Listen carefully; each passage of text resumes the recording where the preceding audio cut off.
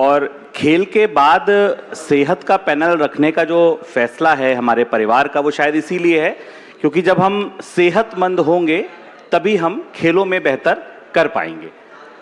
आज के इस सत्र की शुरुआत जो पोषण, सेहत और स्वस्थ भारत है, मैं दो बुनियादी तथ्यों के साथ करना चाहूँगा।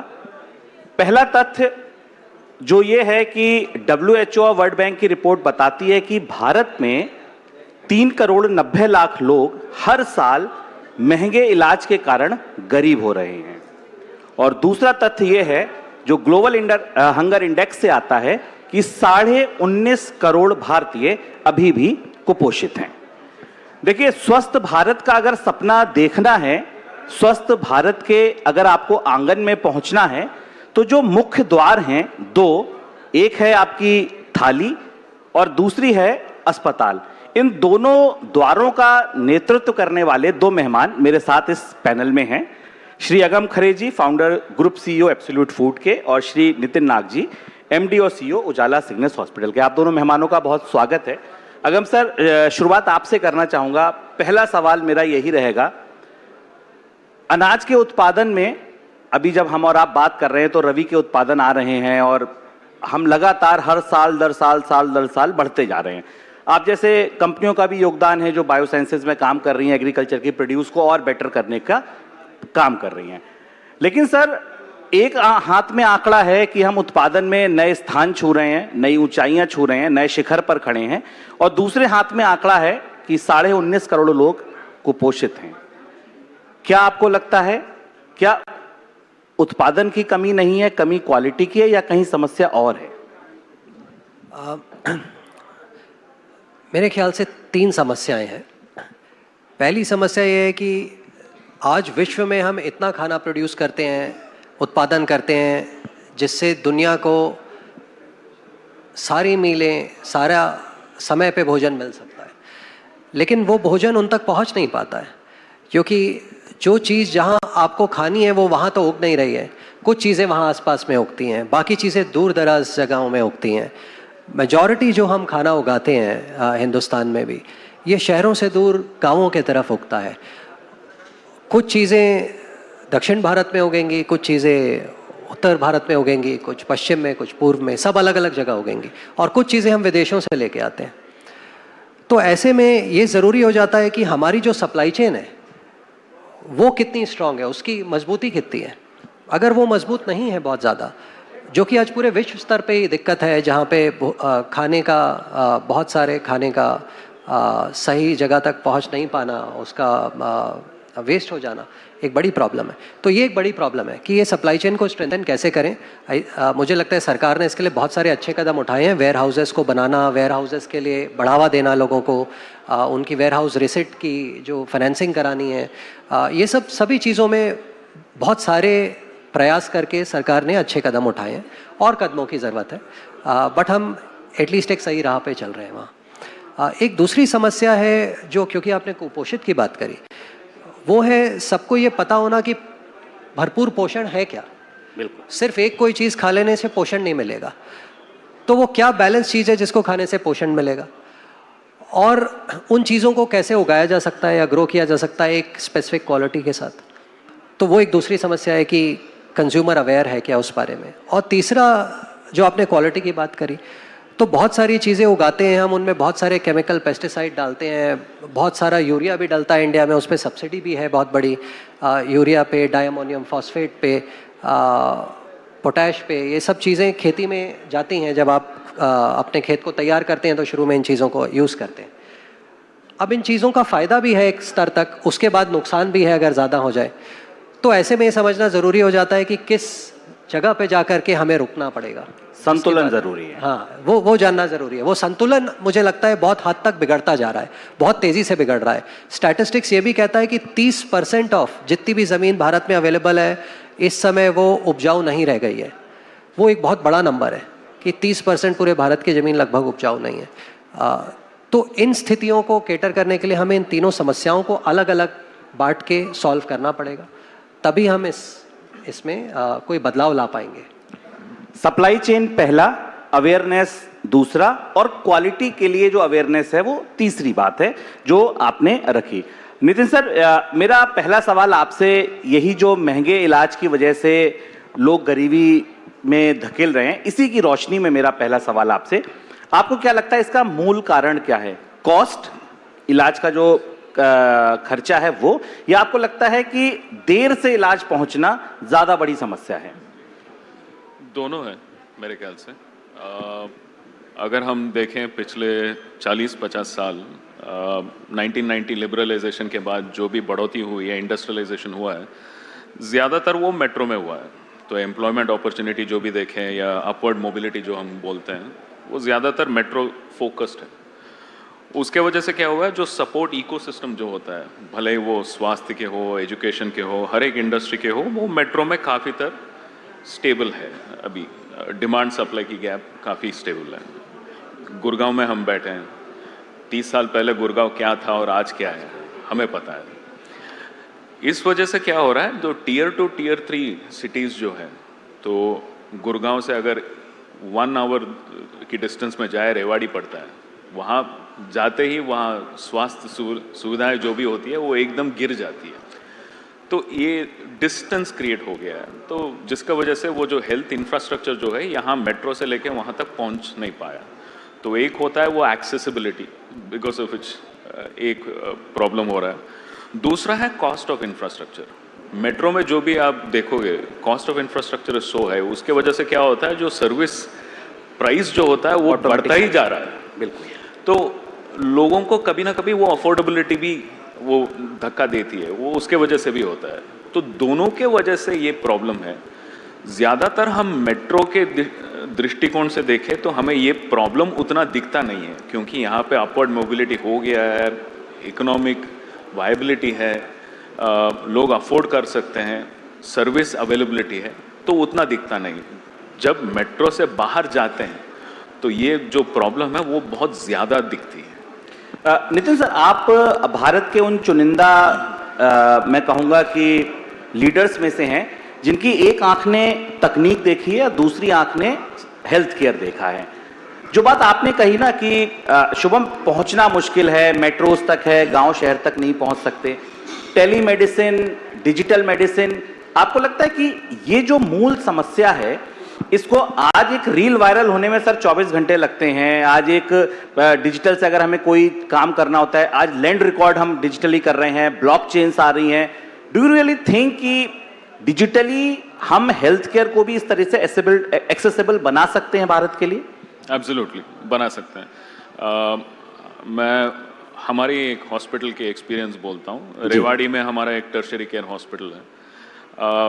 उस हॉस्पिटल में हमारे पास जो पेशेंट आते हैं वो कई गांवों से आते हैं, वहाँ नज़दीकी गांवों से, कोसली, हेली मंडी, महेंद्रगढ़, अलग अलग गांवों से, निरौना से भी आते हैं। तो हमें लगा यार ये जो आते हैं केयर लेके वापस गांव चले जाते हैं, लेकिन वो 20, 30, 40 मिनट की दूरी पर है वो सारे गांव। कभी कभी सर्जरी के बाद जो घर जाते हैं वो कभी आते भी नहीं, आ नहीं पाते। कंटिन्यूटी ऑफ केयर जो बोलते हैं हम लोग, वो बिगड़ जाता है। तो उसके वजह से क्या होता है, कभी कभी वो पेशेंट का जो इम्पैक्ट आना चाहिए, जो आउटकम आना चाहिए, हेल्थ केयर आउटकम, वो भी बिगड़ जाता है। तो हमने क्या किया कि हम प्राइमरी केयर सेंटर खोल रहे हैं अभी। तो कोसली में हमने एक क्लिनिक खोला, हेली मंडी में एक क्लिनिक खोला, अभी कई गाँवों में भी खोल रहे हैं। उस क्लिनिक को हमारे हॉस्पिटल के साथ टेलीमेडिसिन के द्वारा हम कनेक्ट कर रहे हैं। तो कोई भी पेशेंट जब उनको लगे कि डॉक्टर से संपर्क करना है तो हमारा क्लिनिक जा सकते हैं, वहाँ से टेलीमेडिसिन के थ्रू डॉक्टर के साथ संपर्क कर सकते हैं। और जब डॉक्टर को लगता है कि हाँ भाई तो इनको आना चाहिए, तब हम एम्बुलेंस भी प्रोवाइड करते हैं ताकि उनको वहाँ से यहाँ तक आने की सुविधा हो। तो टेक्नोलॉजी और इंफ्रास्ट्रक्चर के माध्यम से ये gap of course can be addressed. बिल्कुल, इस और ध्यान देने की जरूरत है कि अगर आप आयुष्मान भारत से नीचे से 40% आबादी को स्वस्थ बनाना चाहते हैं तो क्या टेलीमेडिसिन जैसे इंफ्रास्ट्रक्चर आगे लाए जा सकते हैं, बढ़ाए जा सकते हैं? ये बड़ा एक अहम मुझे लगता है सवाल है जिस पर मैं रेखांकित उल्लेखित करना चाहूंगा नाग सर की बात से। अगम सर, आप आपसे अगला सवाल जो आपने जवाब दिया वहीं से शुरू। आपने कहा कि न्यूट्रिशन कितना चाहिए इसकी अवेयरनेस बहुत जरूरी है। सर अवेयरनेस के लिए एक उम्र का होना जरूरी है। यहां तो सर बचपन से बर्गर, पिज्जा और फ्रेंच फ्राइज शुरू हो जाते हैं और हम क्या खा रहे हैं क्या नहीं खा रहे हैं इसका कहीं कोई चाहे नियामक हो FSSAI जैसे, वो भी अभी वहां तक नहीं पहुंच पा रहे हैं जहां तक हमको उनको जागरूक किया जाना चाहिए। विज्ञापन कह लीजिए, कंपनियों के प्रचार प्रसार कह लीजिए, इस हद तक हैं कि वहां तक वहां पहुंचना मैसेज बड़ा मुश्किल है। क्या आपको लगता है कि जो डिजीज है, जो लाइफस्टाइल डिजीज जिसको हम कह सकते हैं, उसकी नींव थाली में ही पड़ जाती है? इस बात में तो कोई दो राय नहीं है, इससे तो सभी सहमत होंगे। मुझे ऐसा लगता है कि हर मनुष्य की अपनी खुद की एक माइक्रोबायोम होती है। आपका जो गट होता है, आपका जो स्टमक है, उसमें जो गट है, तो वो गट के अंदर करीब 40 ट्रिलियन माइक्रोब्स रहते हैं, जीवाणु रहते हैं, 40 ट्रिलियन। और ये जीवाणु अगर हेल्दी रहेंगे, स्वस्थ रहेंगे, तो आप भी स्वस्थ रहेंगे, और वो नहीं रहेंगे तो आप भी स्वस्थ नहीं रहेंगे। अब क्या है, हमारी जो पुरानी जनरेशन्स थी, उन्होंने जो खान पान खाया उससे एक बायोम क्रिएट हुई, वो जेनेटिकली पास ऑन हुआ ऑर्डर दूसरे तक। तो हमारा भी एक जेनेटिक ऑर्डर उनसे निकल करके आया। वो जेनेटिक ऑर्डर एक सर्टेन चीज़ की ओर रिस्पॉन्ड करता है। तो जब तक आप वो चीज़ें खाते रहते हैं जिनको हम नेटिव फूड बोलते हैं, जो भी उस जगह का खाना है और उस सीज़न का खाना है, तो आपका शरीर उसको अच्छे से रिस्पॉन्ड कर पाता है। अब आप उसमें कोई नई चीज़ें डालेंगे तो शरीर को समय लगेगा, वो अडॉप्ट कर जाएगा, बस उसको समय लगेगा। अगर वो नई चीज़ स्वास्थ्य के तरफ डायरेक्शन करती है तो आप और स्वस्थ होंगे। बट अगर वो चीज़, जैसे आपने बर्गर और पिज़्ज़ा, मैं ये नहीं कहता कि ये सारी चीज़ें नहीं खानी चाहिए, बट ऐसा ज़रूर है कि आप ये समझ सकते हैं आपके शरीर के लिए क्या क्या चाहता है आपका शरीर और क्या नहीं चाहता। आज आपका शरीर शायद बर्गर तो नहीं समझता और पिज़्ज़ा भी नहीं समझता। आपका शरीर एक नेचुरल प्रोसेस के थ्रू सदियों में जाके इवॉल्व हुआ है। धरती तो करीब 450 करोड़ साल से है। हमारा जो शरीर है ये भी बहुत सारे लाखों सालों में जाकर के इवॉल्व हुआ है। तो ये उन्हीं चीज़ों को देख करके और लेके इवॉल्व हुआ जो ऑलरेडी नेचर में प्रेजेंट थी। तो अब आप अगर उससे बाहर कोई भी चीज़ लाने की कोशिश करेंगे तो हो सकता है वो फ़ायदेमंद हो सकता है, ना हो तो उसको तौलना पड़ेगा कि वो फ़ायदेमंद है कि नहीं है, उस पर टेस्ट करना पड़ेगा। और अगर टेस्ट किए बिना, आजकल जो आपने बोला रील्स बन जाते हैं जल्दी और लोग इन्फ्लुएंस हो जाते हैं उससे, तो ऐसे बहुत सारे जगह पे मैंने देखा जहाँ लोग इन्फ्लुएंस हो रहे हैं रील्स के माध्यम से। वो सारी बातें हो सकता है सच ना हो, उनमें से कुछ सच हो कुछ ना हो, तो उसको तौलना ज़रूरी है कि हमारे लिए सबसे उचित क्या है। और वो तौलने का तरीका है आपकी माइक्रोबायोम, उसको गट माइक्रोबायोम बोलते हैं। तो अगर आप अपना गट माइक्रोबायोम टेस्ट कराएंगे तो आपको ये समझ में आएगा कि मेरे लिए सबसे उचित खाना क्या है, मुझे क्या खाना चाहिए, क्या खा के मैं स्वस्थ रहूँगा। बिना टेस्ट के भी बहुत सारे बार अपने एक्सपीरियंस से जो हमारे माता पिता, उनके माता पिता रहे, उन्होंने एक्सपीरियंस किया कि हमारे सभ्यता के लिए क्या चीज़ें ठीक है खाने के लिए, तो उस हिसाब से आपको बताते हैं। वो एक माइक्रोबायोम को एस्टिमेट करते हैं कि ये हमारे लिए ठीक है, उसके ऊपर उनका गट ठीक चल रहा है, कोई गैस्ट्रिक प्रॉब्लम नहीं हो रही है, कोई और तरह के इश्यूज़ नहीं है। तो उनको देखते हुए वो आपको बताते हैं कि ये चीज़ें अगर आप कंज्यूम करते रहेंगे तो ठीक रहेंगी। तो मुझे लगता है जीवन में सबसे ज़रूरी, आपका शरीर इसी धरती से आया है, तो इस धरती से जुड़ी हुई चीज़ों को डायरेक्टली कंज्यूम करेंगे, फल को, सब्जियों को डायरेक्टली कंज्यूम जितना रॉ फॉर्म में करेंगे उतना ज़्यादा अच्छा होगा। जितनी चीज़ों को बनावटी तरीक़ों से लाया जाएगा, उसके ऊपर कुछ ऐसी चीज़ें डाल के जो हमें पता है हेल्दी नहीं है, तो उनके साइड इफ़ेक्ट्स होंगे। और जो हेल्थ की आज एक मेजर इशू है वो भी इसी चीज़ को लेकर के है भारत में। हम सब जानते हैं प्रोटीन डेफिशिएंट देश है, बट आज मैं एक देखता हूँ प्रोटीन की एक आंधी चली हुई है जिसमें हर कोई अपने वेट से 1.5 गुना से 2 गुना प्रोटीन खा लेना चाहता है, या 1 ग्राम प्रोटीन के इक्विवेलेंट खा लेना चाहता है। तो ये साइंस शायद कुछ लोगों के लिए सही होगी, कुछ लोगों के लिए नहीं होगी। तो किसके लिए सही है उसको जाने बिना उसको कंज्यूम कर लेने से तो नुकसान ज़्यादा हो सकता है, फ़ायदा कम होगा। तो हर चीज़ को तौल के अपने जो भी कंसल्टेंट हैं, डॉक्टर हैं, या अपने घर पे जो लोग हैं उनसे सलाह करके उसके बाद कंज्यूम किया जाएगा तो ज़्यादा अच्छा रहेगा, या छोटे मात्रा में शुरू कर सकते हैं और फिर देख सकते हैं बॉडी पे क्या असर है, उसके बाद कर सकते हैं। इसी तरह बनेगा हेल्दी भारत। बिल्कुल, और यही से हम लोगों को अपनी जिम्मेदारी का और आभास होता है कि सही जानकारी आप तक पहुंचे। अगम सर, एक छोटा सवाल इसमें मैं और जोड़ना चाहूंगा कि ज्यादातर फूड बिजनेसेस में ये देखा गया है कि जहां स्केल करने की कोशिश की जाती है या जहां पर अफोर्डेबिलिटी को सबसे ऊपर रखा जाता है, वहां क्वालिटी से कॉम्प्रोमाइज हो जाता है। इस समस्या को आप कितना गंभीर मानते हैं कि स्केल करना, अफोर्डेबल बनाना ज्यादा जरूरी है कि जो चीज 5 रुपए की बिक रही थी वो 5 की ही बिकती रहे, क्वालिटी थोड़ा नीचे चलेगी? आपको लगता है ये एक बड़ी समस्या है जहां ध्यान देने की जरूरत है? मुझे लगता है ये बिजनेस की या इकोनॉमिक्स की समस्या नहीं है, ये समस्या है इंसानियत की। हम अपने बारे में क्या जानते हैं और हम किस जगह तक जा कर के कॉम्प्रोमाइज कर जाएंगे किसी चीज़ के प्रति। मुझे ऐसा लगता है हम सब आज इस यहाँ पर हैं, हमें कल का भी नहीं पता है। एक समय के बाद हम सब तस्वीरें बन जाएंगे दीवार पे, और उसके बाद वो तस्वीरें भी वहाँ से हट जाएंगी। तो ये जो समय हमारे पास जीवन में है, इसमें ऑथेंटिक होना बहुत ज़रूरी है। सही चीज़ का साथ देना और सही काम करना वो बहुत ज़रूरी है।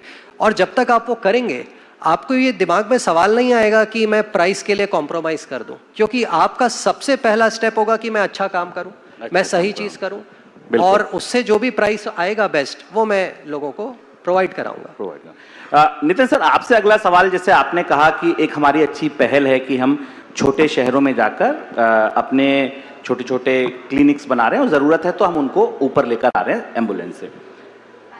एक बड़ा चैलेंज सर स्टाफ का और डॉक्टर्स का है, जो टियर 2 टियर 3 सिटीज में दरअसल रहना नहीं चाहते हैं। आप डॉक्टर्स से बात कीजिए, अच्छी जगह से एमबीबीएस एमडी एमएस किया तो उसको पहले दिखता है भारत के बाहर जाना, वहां नहीं जा पाया तो उसको दिखते हैं मेट्रोज के बड़े कॉर्पोरेट, उसके बाद कहीं उसकी आखिरी वरीयता होती है कि टियर 2 टियर 3 सिटीज में रहें। ये कितना बड़ा चैलेंज है सर, रिसोर्सेज को, अच्छे रिसोर्सेज को टियर 2 टियर 3 सिटीज में बांध के रखना? ये चैलेंज तो है। जैसे आपने बोला अभी कि लोगों का एस्पिरेशन ये है कि पहले वो भारत से बाहर जाएं, फिर आता है मेट्रो में, फिर आता है टियर 2 टियर 3 में। थोड़ा बहुत इसमें बदलाव तो आ रहा है, क्योंकि जब भारत की बाहर की बात सोचते हैं तो अमेरिका की बात आती है, तो अमेरिका की इकोनॉमिक सिचुएशन तो अब पता है। यूरोप की बात आती है तो यूरोप की सोशल फैब्रिक सिचुएशन तो हमें पता है। तो उस नज़रिए से लोग अब सोच रहे हैं कि एम्प्लॉयमेंट अपॉर्चुनिटी भारत में बहुत ज़्यादा है विदेश से, तो उस नज़रिए से देखते हुए वो थोड़ा बदलाव आ रहा है उसमें। अब फिलहाल हमें ये चैलेंज रह गया कि ये मेट्रो से लेके टियर 2 टियर 3 तक का सफ़र जो है वो हम तय करें। तो उसमें बदलाव जो हमें दिख रहा है कि लोगों का ये सोच बन रहा है कि टियर 2 टियर 3 में क्वालिटी ऑफ लाइफ जो बोलते हैं हम लोग, वो काफ़ी बेहतर है मेट्रो के हिसाब से। दिल्ली में एक जगह से एक जगह पहुंचना और गुड़गांव में एक जगह से एक जगह पहुंचना, अगर बारिश आ जाए तो हमें पता है कि कितने घंटे लगते हैं गाड़ियों में। उस हिसाब से देखा जाए तो टियर 2 टियर 3 कोई भी सिटी देख लीजिए पूरे भारत में, कम्यूट जो होता है, ईज ऑफ लिविंग जो होता है, क्वालिटी ऑफ लाइफ जो होता है, वो काफ़ी बेहतर है। और ये लोगों को ये समझ रहे हैं ये लोग। उस हिसाब से देयर इज़ ओपननेस, तो वो कॉन्वर्जेशन हम we are able to have, हम लोगों के समक्ष हम बात कर सकते हैं आजकल कि यार यहाँ पे भी जाएं आप, यहाँ पे भी काम करें।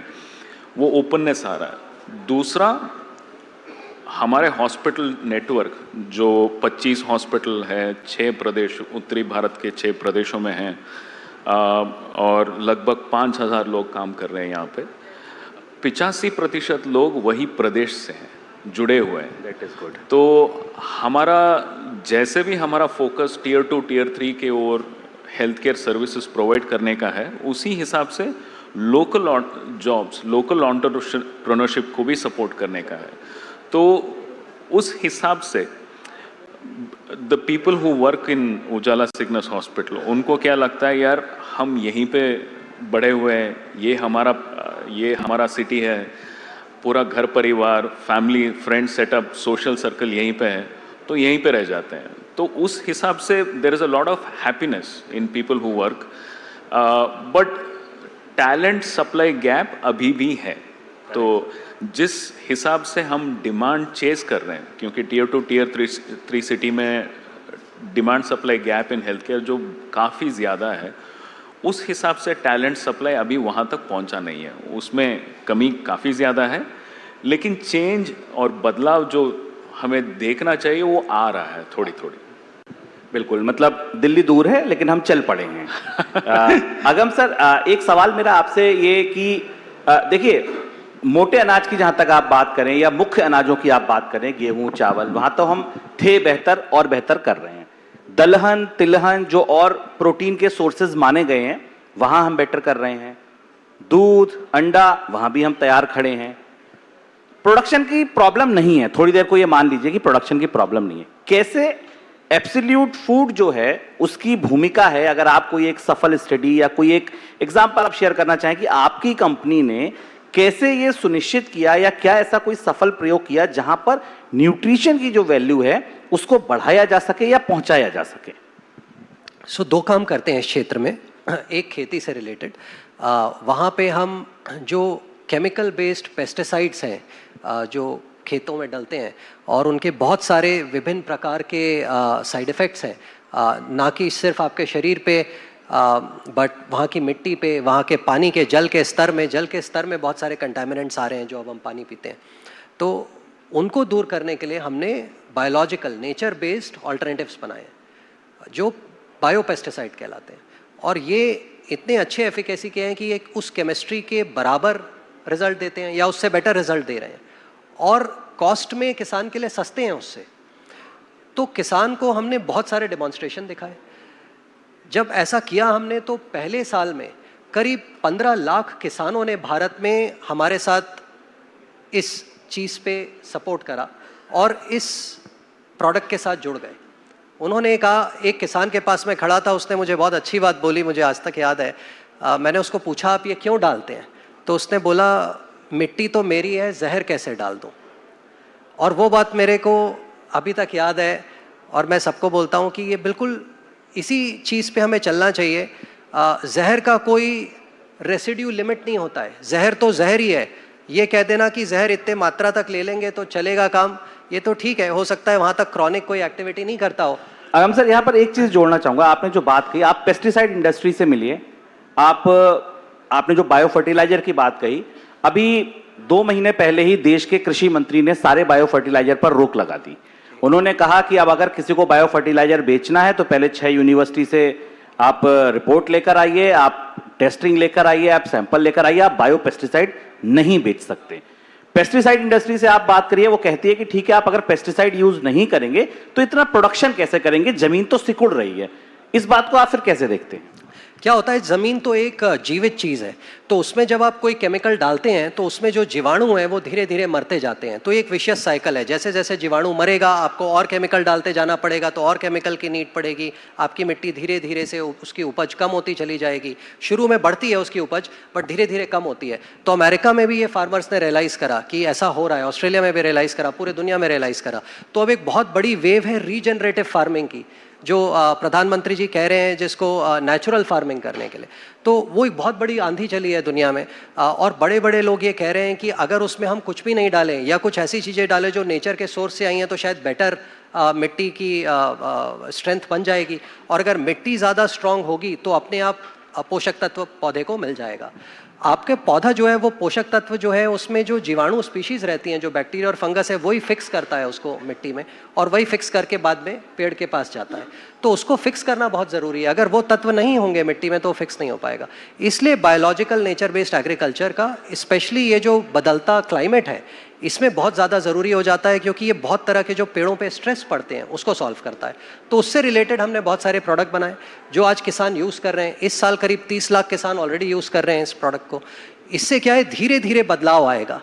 एक साथ तो नहीं आ सकता, बट धीरे धीरे हमें लगता है कि 4 साल 5 साल में एक बहुत बड़ा किसानों का नंबर इसको इस्तेमाल कर रहा होगा। इन सभी किसानों ने बेनिफिट देखा है इसको यूज़ करके, इसलिए वो यूज़ कर रहे हैं। ये पहले सालों में यूज़ किया, दूसरे बार किया, तीसरे बार किया, करते ही जा रहे हैं। तो ये धीरे धीरे जो इसकी अडॉप्टेबिलिटी है वो भी बढ़ रही है, क्योंकि लोगों को रियलिटी दिखती है सामने। आपने 15 लाख किसानों का जिक्र किया, देश में 12 करोड़ किसान हैं सर। आपको लगता है स्केल कर पाएंगे हम इसको, अगर बायो फर्टिलाइजर को पूरे देश में लाएं, केवल इसी से खेती करें, पेस्टिसाइड को बिल्कुल हटा दें? Do you really think it is scalable?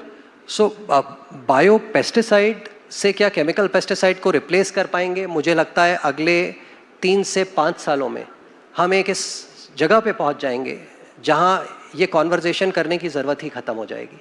Bio pesticide इतना अच्छा परफॉर्म करने लगेंगे और इतने ज़्यादा स्केल अप हो जाएंगे कि ये कॉन्वर्जेशन ही रेलेवेंट नहीं रह जाएगी, ऑटोमेटिकली लोग चूज़ कर लेंगे।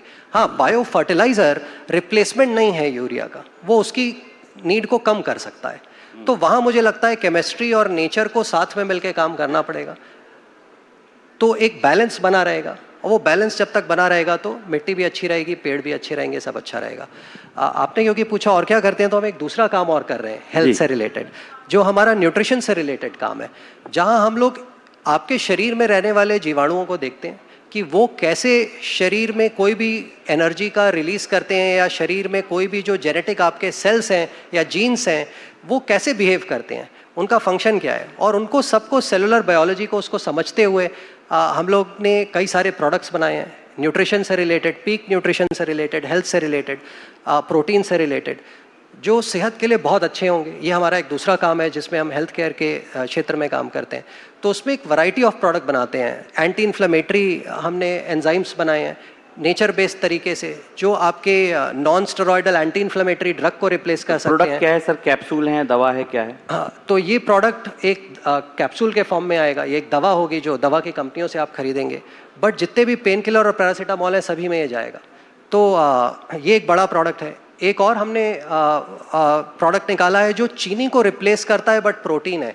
हिंदुस्तान में 100 मिलियन डायबिटिक पेशेंट है, तो एक बड़ी प्रॉब्लम है डायबिटीज़ की। तो हमने एक प्रोडक्ट बनाया है जो एक प्रोटीन है बट बिल्कुल चीनी की तरह टेस्ट करता है। आप उसका टेस्ट अलग नहीं बता सकते चीनी से, बट वो प्रोटीन है।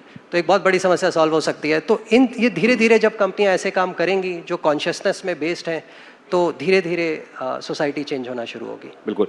नितिन सर, अगला सवाल का जवाब मैं चाहूंगा, क्योंकि ये सवाल इस समय अगर आप देखें तो हेल्थ केयर इंडस्ट्री की सुर्खियों में है, सारे लोग इसका जवाब चाहते हैं।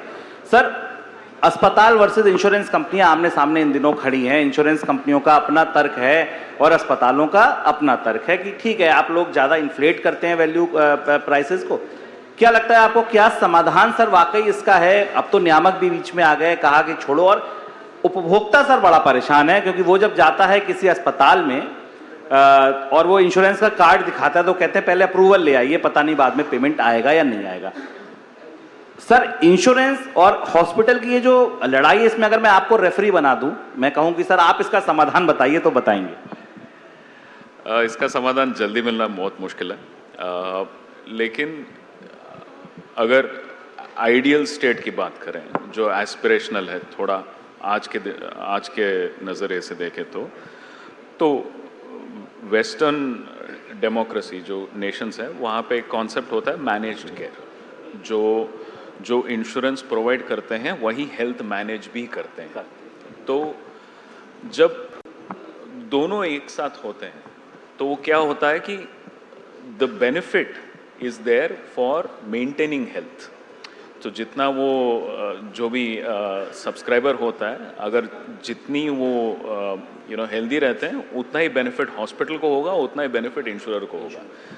तो वो क्या होता है कि वो एकजुट होकर काम कर सकते हैं उसमें। तो ये मैनेज्ड केयर करके एक कॉन्सेप्ट है। यूएस में है, कैज़र परमानेंटे करके है एक हॉस्पिटल जो खुद मैनेज केयर प्रोवाइड कर रहा है, पिछले 40-50 साल से है वो। इंडिया में शुरू हुआ है ये बात, NH नारायण हृदयालय इसी ओर पहुंचा है, एक और हॉस्पिटल भी आ रहे हैं उसी दिशा में काम करने के लिए। तो अगर ये समस्या का अगर हम सुझाव चाहते हैं तो इसी डायरेक्शन में हमें जाना होगा कभी ना कभी। तो इसमें क्या होता है कि प्रिवेंटिव हेल्थ केयर पे ज़्यादा फोकस आएगा, ताकि जब क्यूरेटिव, हम अब आज के डेट में सिर्फ क्यूरेटिव हेल्थ केयर देखते हैं। अगर कोई समस्या है तभी हम हॉस्पिटल के बारे में सोचते हैं। अगर समस्या नहीं है तो ना हम डॉक्टर कहाँ हैं वो जानकारी भी नहीं रहता है हमारे पास। तो जब प्रिवेंटिव हेल्थ केयर पे फोकस आएगा तो मैनेजमेंट ऑफ हेल्थ पे फोकस आएगा, उस नज़रिए से वो इंश्योरेंस कॉस्ट कम होगा, रिक्वायरमेंट ऑफ हॉस्पिटल कम होगा। सो ये है बदलाव, ये है सुझाव। बट आज इस दृष्टि में हम देख नहीं पा रहे। एक हाथ कंपनी है जो इसके सुझाव के बारे में सोच रही है और काम कर रही है, बट यही है सॉल्यूशन। बट ये थोड़ा लॉन्ग टर्म है। बिल्कुल। मन नहीं है सर आप लोगों से बातचीत खत्म करने का, लेकिन घड़ी बता रही है कि टाइम अप हो गया है। एक आखिरी टिप्पणी आप लोगों की चाहूंगा कि आपके हिसाब से अगर मैं पूछूं सर, आप एक वक्तव्य अगर देना चाहें कि एक्चुअली हेल्दी इंडिया, स्वस्थ भारत है क्या आपके हिसाब से? मेरे हिसाब से जैसे मैंने शुरुआत में कहा था, पिछले 30-40 इयर्स जो इस देश में डेवलपमेंट हुआ है वो काफ़ी मेट्रो फोकस्ड हुआ है। जॉब्स यहाँ हैं, सपोर्टिंग इंफ्रास्ट्रक्चर यहाँ हैं, हेल्थ केयर भी यही है। तो इसी वजह से लोगों को 100-150 किलोमीटर दूरी तय करनी पड़ती है, कभी कभी घर बार बेच के यहाँ सुविधा लेने के लिए। और जो इम्पैक्ट आता है उसका उस फैमिली के ऊपर, उस इंडिविजुअल के ऊपर, वो बहुत ड्रास्टिक होता है। तो अगर स्वर्णिम भारत की बात करें तो हमें ये प्रॉब्लम सॉल्व करना है, विच मीन्स मेट्रो से दूर टियर 2, टियर 3 सिटीज़ को इस डेवलपमेंट के साथ जोड़ के वहाँ पे इंफ्रास्ट्रक्चर डेवलप करके, वहाँ पे एम्प्लॉयमेंट देख के और वहाँ पे supporting infrastructure like health care, education सब प्रोवाइड करना। जब जुड़ेगा इस डेवलपमेंट से ये टियर 2, टियर 3 सिटीज़, तभी ये स्वर्णिम भारत की ओर जा पाएंगे। वरना जो आज जो डिस्टेंस देखते हैं हम मेट्रो और टियर 2, टियर 3 सिटीज़, वो वैसा ही रहेगा। तो उसको एड्रेस करना पड़ेगा। बिल्कुल, मतलब इंडिया में रहने वाले डॉक्टरों को कहना पड़ेगा आप लौट चलें भारत की तरफ, और तभी जाकर। आपके हिसाब से सर आपकी अंतिम वक्तव्य? मुझे लगता है स्वच्छ हवा, स्वच्छ पानी और स्वच्छ खाना जब तक ये अवेलेबल नहीं होगा तब तक तो स्वास्थ्य की बात करना वो स्टार्टिंग पॉइंट है स्वास्थ्य के लिए। तो हम यहाँ बैठे हैं गुड़गांव में, हम सबको 600 AQI में सर स्वच्छ हवा की बात करना बड़ा मुश्किल। तो जैसा इन्होंने कहा अभी, मुझे लगता है जो 100 स्मार्ट सिटीज़ की एक बार हमने बात करी थी, वो बहुत ज़रूरी है कि वो स्मार्ट सिटीज़ बनाए जाएँ। छोटे छोटे इलाकों को इतना सेल्फ सफिशिएंट बना दिया जाए कि लोग वहाँ से बाहर नहीं आना चाहें, वहीं रहना चाहें। इनफैक्ट रिवर्स माइग्रेशन होने लगे, सिटीज़ से लोग वहाँ जाके रहने लगे। कुछ इसके छोटे छोटे एग्जाम्पल्स अब दिखने लगे हैं। बट अगर इसको एक प्रोजेक्ट की तरह लेकर के एग्जीक्यूट किया जाए कि अगले 5 साल में हमें इसको अचीव करना है, तो एक बहुत बड़ा डेवलपमेंट निकल के आएगा। और ये जो स्वच्छ हवा, स्वच्छ पानी, स्वच्छ भोजन वाली औचित्य है, उस पर हम खरे उतरेंगे। बिल्कुल। आप दोनों वक्ताओं से बात कर एक बात तो समझ आ गई कि अगर स्वस्थ भारत एक कहानी है तो खाना और अस्पताल ये दोनों उसी के 2 अध्याय हैं। कोशिश ये है, बहुत सारे पॉइंट सामने आए जो हमारी बात आगे तक पहुंचेगी और हम इस दिशा में आगे बढ़ेंगे। बहुत शुक्रिया सर आप दोनों लोगों का, बहुत शुक्रिया। अगर आप ये वीडियो YouTube पर देख रहे हैं तो हमारे चैनल को सब्सक्राइब कर बेल आइकन दबाएं, और Facebook पर देख रहे हैं तो हमारे पेज को लाइक करें।